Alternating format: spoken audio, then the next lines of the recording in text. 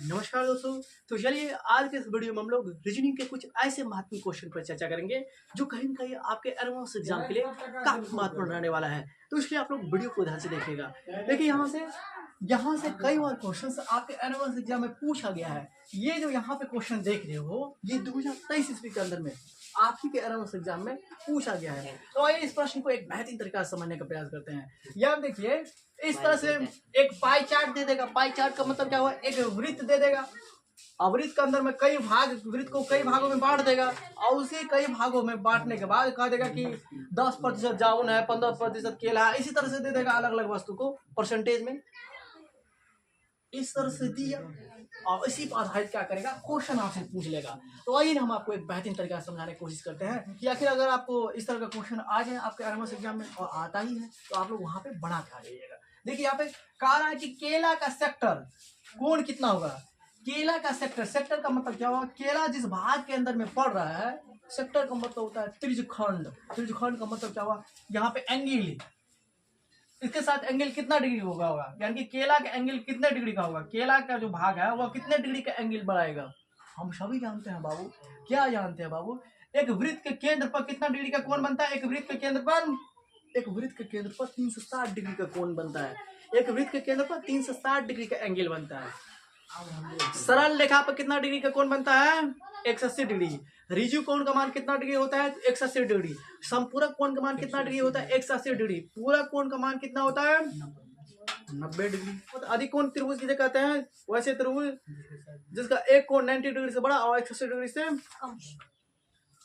न्यून कोण त्रिभुज किसे कहते हैं, 0 डिग्री से बड़ा और 90 डिग्री से कम। ये सारे तरह के आकृतियों का एंगल का मान आपको ख्याल रखना पड़ेगा, ख्याल रखिए। इसके साथ ही साथ पूछ लेगा क्या, चतुर्भुज के चारों कोण का योग कितना होता है, त्रिभुज के तीनों कोणों का योग कितना होता है। तो चतुर्भुज के चारों कोणों का योग 360 डिग्री और त्रिभुज के तीनों कोणों का योग, हाँ इस तरह से क्वेश्चन पूछा जा सकता है। और पूछा गया यहाँ देखिए ये वृत्त है और वृत्त के टोटल क्षेत्र का एंगल कितना होता है, तो 360 डिग्री होता है।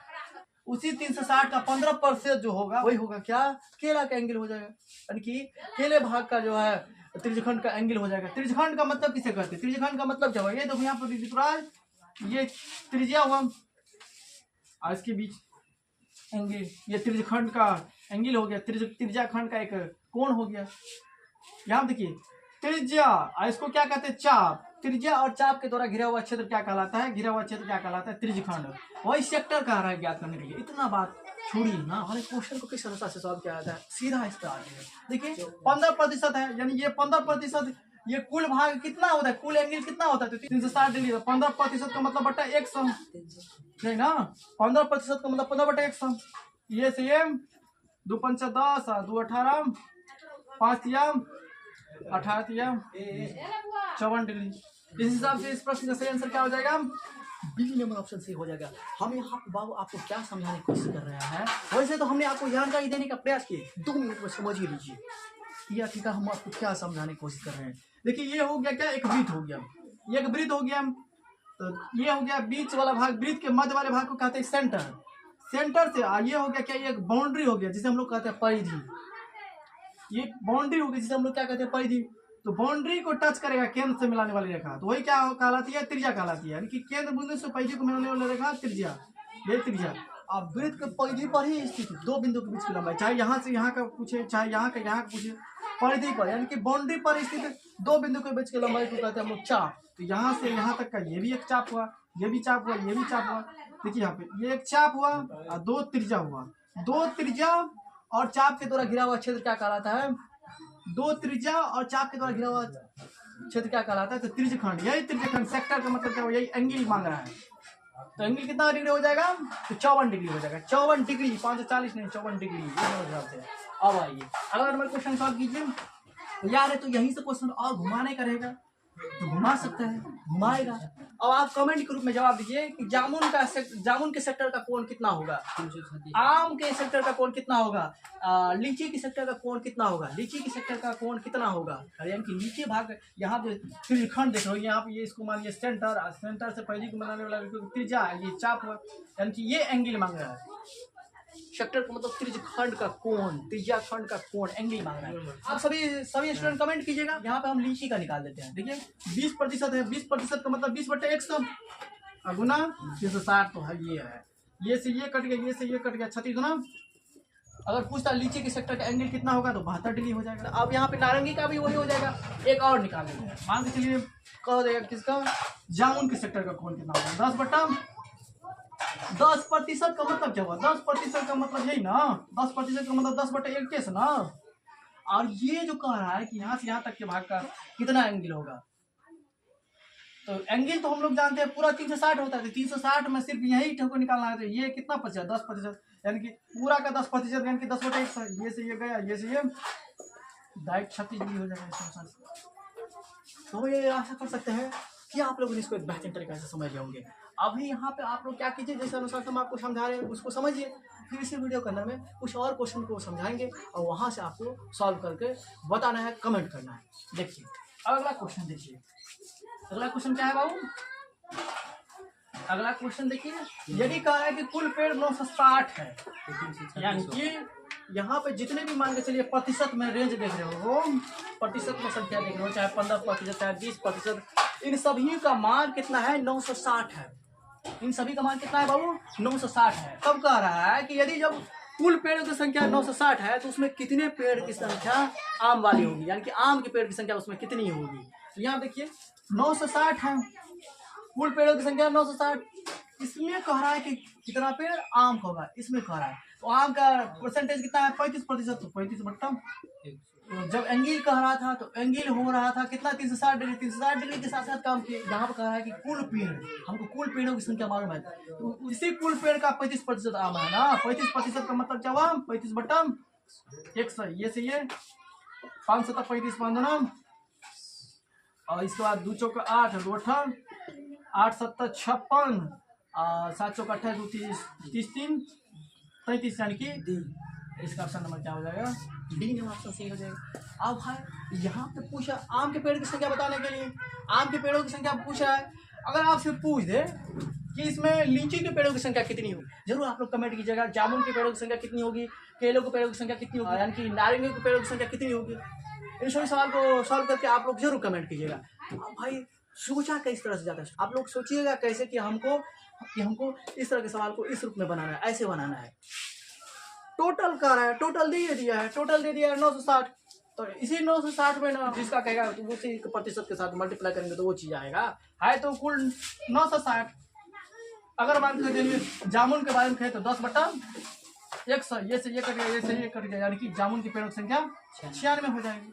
है तो कुल पेड़ों की संख्या 960, इसी का ना 35% निकाले, इसी का मान के चलिए 15% कर दें या 20% कर दें। 960 का 20%, ये से ये 96 दोनों 6 9 12 9 9 18 1 से 92 होगी। यानी कि अगर पूछता लीची के पेड़ों की संख्या कितनी है तो उसका जवाब क्या देते हैं हम लोग, 192 देते हैं। तो हम ये कर सकते हैं कि हमने जो यहाँ पे आपको समझाने की कोशिश की है, आप लोगों ने उसको बेहतरीन तरीके से समझ लिए होंगे। और आप लोग जब कमेंट कीजिएगा तो हमको ये एहसास हो जाएगा कि आप लोगों ने सच में इसके बारे में समझ लिया। कमेंट जरूर कीजिएगा। चलिए आइए अब अगला क्वेश्चन देखिए। अगला क्वेश्चन कह रहा है यदि कुल पेड़ 960 है, यदि कुल पेड़ों की संख्या 960 है तो बताइए कि लीची के पेड़ों की संख्या आम के पेड़ों की संख्या से कितनी कम है। कह रहा है कि जब कुल पेड़ों की संख्या आपके पास 960 है और इसके साथ ही साथ आपको ये रिलेशन दिया गया है, इस रिलेशन के साथ ऐसे आप ये पता लगा लीजिए, अब ये ढूंढ लीजिए कि आम के पेड़ों की संख्या कितनी है और लीची के पेड़ों की संख्या कितनी है। तब पता चल जाएगा कि आम के पेड़ों की संख्या लीची के पेड़ों की संख्या से कितना अधिक है। यानी तो इस बात को दूसरे रूप में कह सकते हैं कि लीची की संख्या आम के पेड़ों की संख्या से कितनी कम है। देखिए यहाँ पे तो 960 है कुल पेड़ों की संख्या ना। आप देखिए यहाँ पे 960 का 35%। अब बोलेगा सर जी आपने यहाँ पे 35% क्यों लिए, क्योंकि कह रहा है कि आम की संख्या लीची की संख्या से कितनी अधिक है, यानी तो लीची की संख्या आम की संख्या से कितनी कम है। चाहे इधर से बोलिए चाहे उधर से बोलिए, बात तो क्या है। 35% का मतलब 35/100, 5 7 35 5 और 48 7 8 7 56 7 28 2 30 3 336 हो गया आम के पेड़ों की संख्या। अब हम लोग को निकालना है लीची के पेड़ों की संख्या। तो लीची के पेड़ों की संख्या कितना हो जाएगा? 20% है ना लीची, यहाँ देखो 20% है, तो 20 गुना 960, 20% का मतलब इधर से 96 दोनों 6 दोनों 12 9 18 1 19।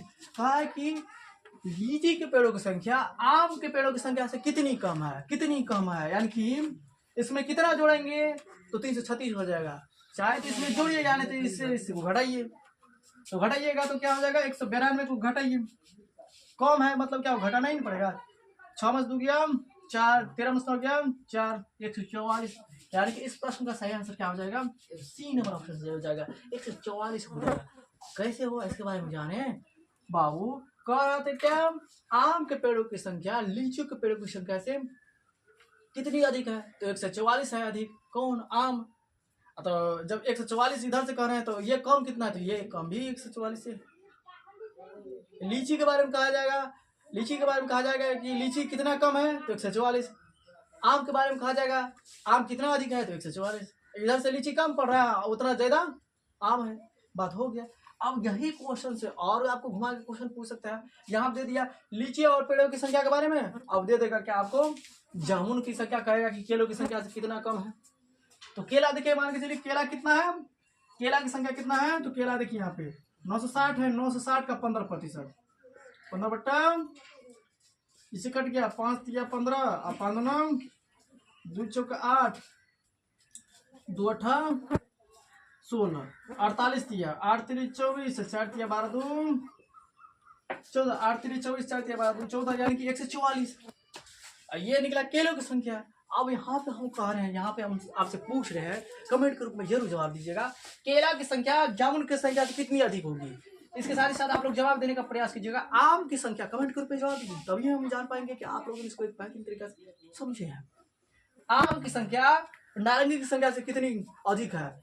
नारंगी की संख्या लीची की संख्या से कम या बेसी है, या कम या अधिक है, या बराबर है? बराबर होगा। देखो परसेंटेज तो सेम है, 20%, 20%, ये दोनों बराबर ही होगा। जितना लीची के पेड़ की संख्या होगी उतना ही नारंगी के भी पेड़ की संख्या होगी, क्योंकि दोनों परसेंटेज बराबर है। फिलहाल यहाँ हम आपको किस प्रश्न का जवाब दे रहे हैं, आप देखिए। केला की संख्या जामुन से कितना अधिक है? तो जामुन का निकालते हैं, 10 गुना 960। अब बोलेगा सर जी आप 960 क्यों ले रहे हैं बार बार? क्योंकि हमको पता है कुल पेड़ों की संख्या 960 है। 960 का यहाँ देखिए 10% कितना होगा? जितना होगा वो हो जाएगा जामुन के पेड़ों की संख्या। कुल में से कितना प्रतिशत जो है उसके साथ मल्टीप्लाई करेंगे तो उस चीज का, जिस चीज का आप डाटा लीजिएगा उसके साथ कैलकुलेशन कीजिएगा, उसके पेड़ों की संख्या निकल जाएगी। तो 10/1% का मतलब वही ना, जैसे ये 96, यानी कि आप देखिए जामुन के पेड़ों की संख्या निकल गया 96 और केला के पेड़ों की संख्या निकल गया आपको 144। तो यहाँ देखिए कह रहा है कि केला के पेड़ों की संख्या जामुन के पेड़ों की संख्या से कितनी अधिक है। तो यहाँ देखिए कितनी अधिक या कितनी कम, दोनों स्थिति में तो घटाना ही पड़ेगा। देखिए कितना हो जाएगा?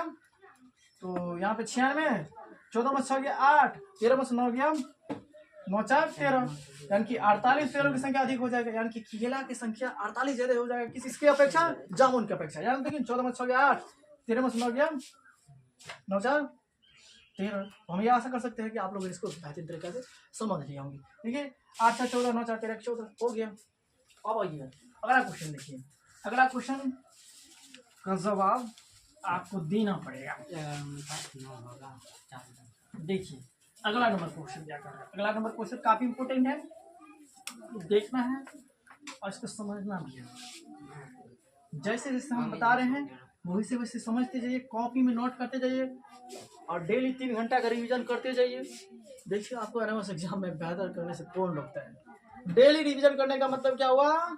आपको फिजिक्स, केमिस्ट्री, बायोलॉजी, एसएसटी के अंदर में रीजनिंग को भी, इन सारे सब्जेक्ट को आप लोग डेली रिवीजन कीजिए। 2 घंटा 3 घंटा लगाइए, रिवीजन पर फोकस कीजिए, बार बार देखिएगा किसी भी चीज़ को, आपको ध्यान में रहेगा, हमें सब मस्तिष्क में रहेगा। जब मस्तिष्क में रहेगा तो वहाँ पर आप लिख के आइएगा, जवाब देख तो जरूर आइएगा।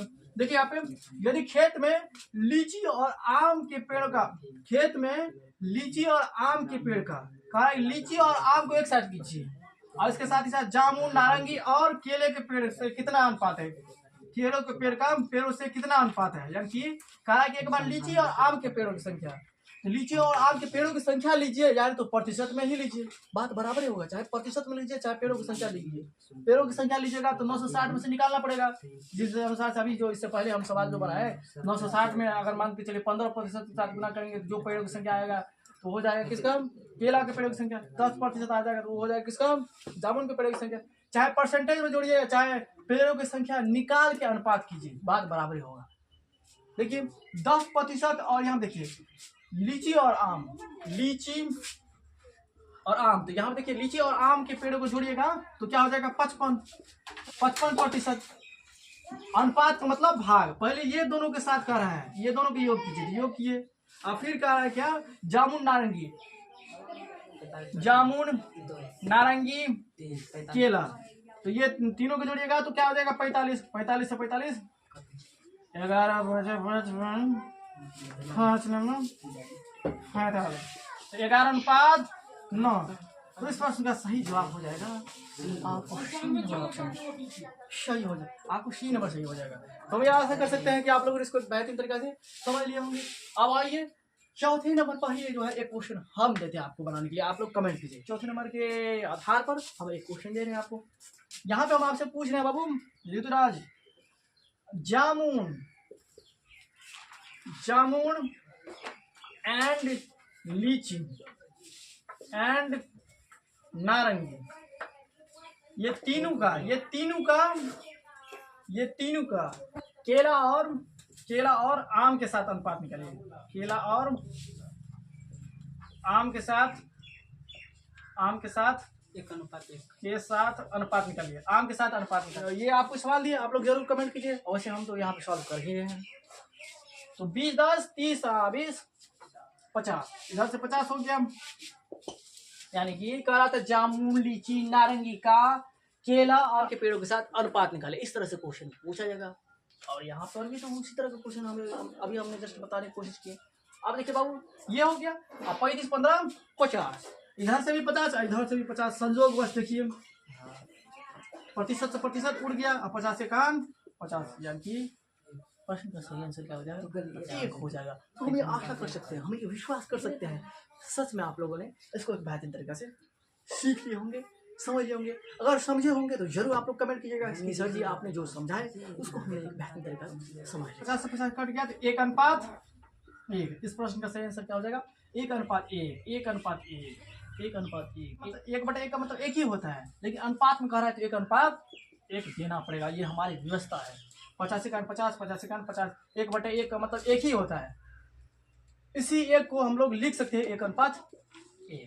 अब आइए अगला नंबर क्वेश्चन देखिए, अगला नंबर क्वेश्चन पढ़िएगा, 3 फसलों का वैसा कौन सा संयोजन है जो खाद्य फसलों के तहत कुल क्षेत्रफल में 50% का योगदान देती है। क्वेश्चन क्या है ये है, इसको बेहतरीन तरीके से पढ़िएगा। अब इसको देखते हुए कहा है कि ऐसा कौन सा 3 फसलों का संयोजन है, 3 ऐसा कौन सा फसल है जो मिल के 50% क्षेत्र को कवर करता है। तो इस तरह के सवाल को किस अनुसार से बनाना है, देखिए यहाँ पे, तो यहाँ पे देखिए यहाँ क्या देखेंगे बाबू 50%। हम सभी जानते हैं वृत्त पर कितना डिग्री का एंगल बनता है, वृत्त पर कितना डिग्री का एंगल बनता है तो 360 डिग्री का।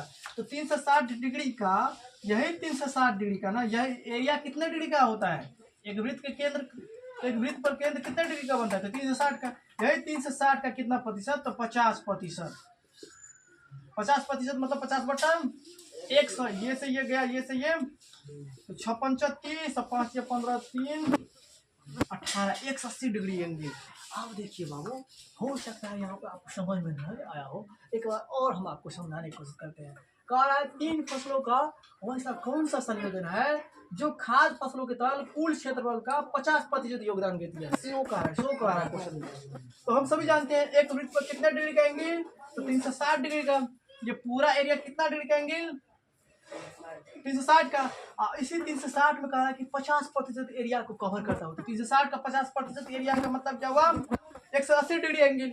तो 180 डिग्री एंगल देखिए किन किन फसलों को जोड़ने के बाद किन किन फसलों को जोड़ते हैं तो आता है 180 डिग्री, वही हो जाएगा एक खाद्य फसलों का संयोजन वही हो जाएगा, एक खाद्य फसलों का संयोजन। देखिए 180 डिग्री पूरा ये, तो 180 डिग्री यहाँ हम देखिए यहाँ पे 72 को जोड़िए, 36 को जोड़िए, तो 72 36 6 2 8 7 3 10, यहाँ पे देखिए 108 आ गया।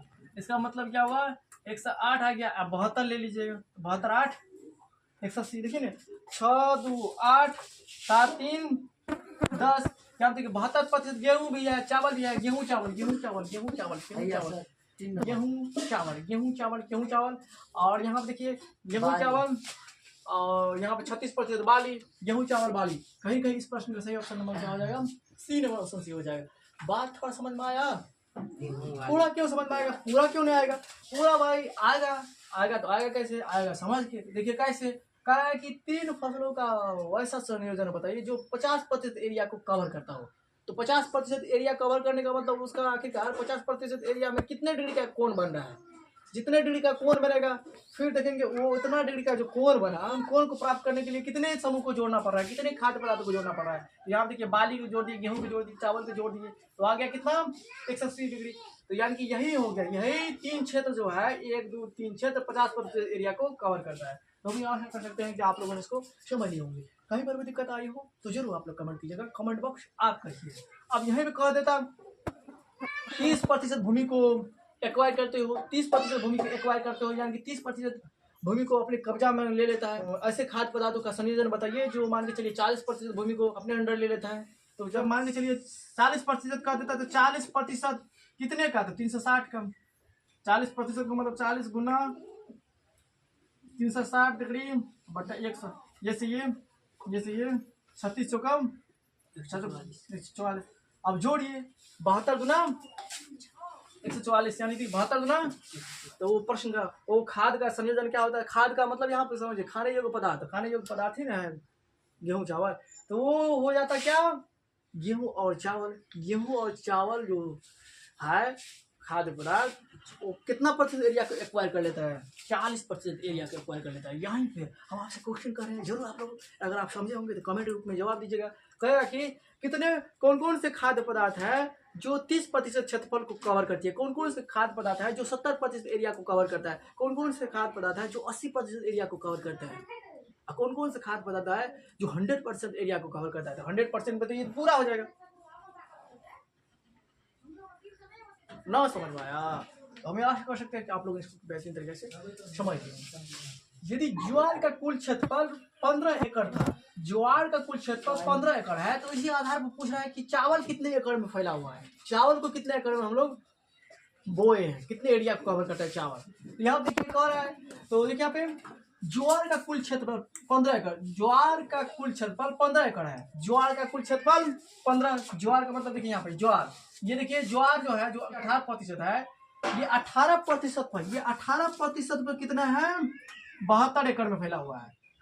18% में देखिए 18% कितने एकड़ में फैला हुआ है 15 में, 18% 15 एकड़ हुआ, तो 72% देखिए कितना हो जाएगा, ये 4 टाइम्स है, ये भी 4 टाइम्स होगा, तो इसका कितना जवाब हो जाएगा 60 हो जाएगा। इस प्रश्न में सही ऑप्शन नंबर क्या हो जाएगा, ए नंबर ऑप्शन सही।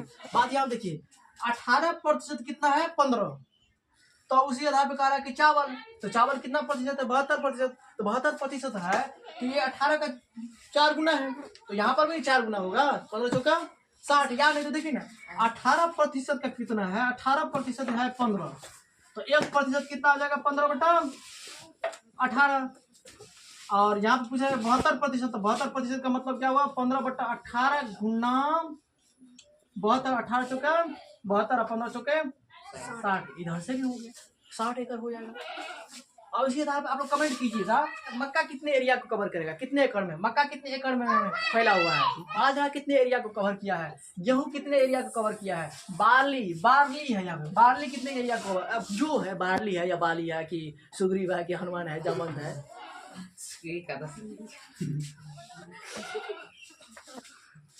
सुग्रीव है कि हनुमान है कि जामवंत है। यहाँ देखिए ना ये जो है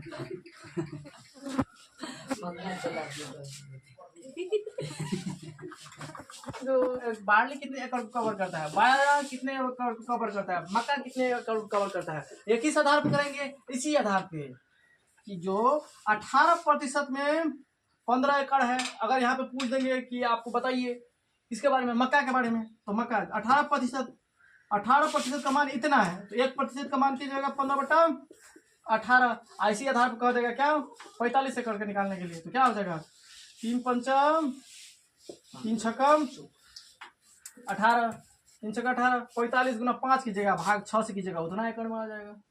अब मान के चलिए यही भी कह देगा आपको बार्ली कितने एकड़ में फैला हुआ है, तो 18% का 15 है, तो 1% का 15/18 गुना 36, तो 18 गुना 36 यानी कि 15 गुना 30 एकड़ में हो जाएगा। कौन तो बार्ली। तो हम आशा कर सकते हैं कि आप लोगों ने इसको एक बेहतरीन तरीके से समझ लिए होंगे। फिर भी अगर कहीं पर भी दिक्कत आई हो तो जरूर आप लोग कमेंट कीजिएगा, बस दिक्कत नहीं आई होगी कमेंट कीजिएगा जो भी दिक्कतें आई होगी। तो चलिए दोस्तों फिर मिलेंगे नए वीडियो में नए कंसेप्ट के साथ।